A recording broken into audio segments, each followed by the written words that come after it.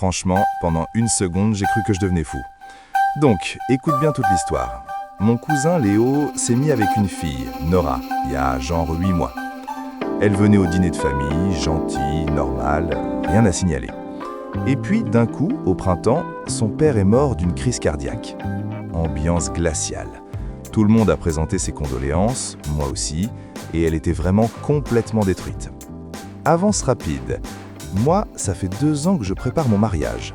Tout est calé sur un thème hyper précis. Terracotta et vert sauge.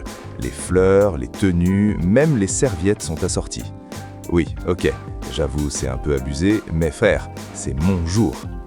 Un mardi soir, toc-toc à la porte. J'ouvre et là, Nora est devant moi, avec un énorme sac à vêtements.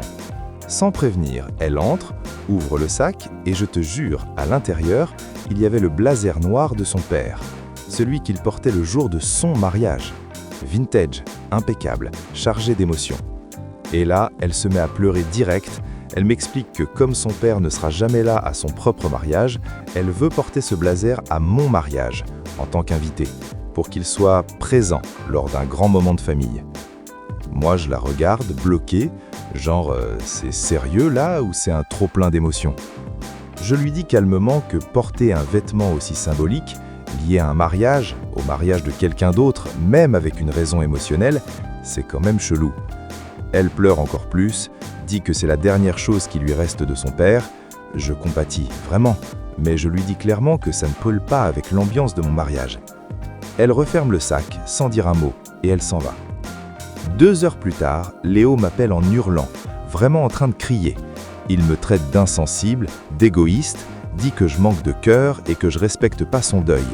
Je lui réponds que respecter le deuil c'est une chose, transformer mon mariage en scène de deuil c'en est une autre. Il raccroche. Le lendemain, avalanche d'appels et de messages.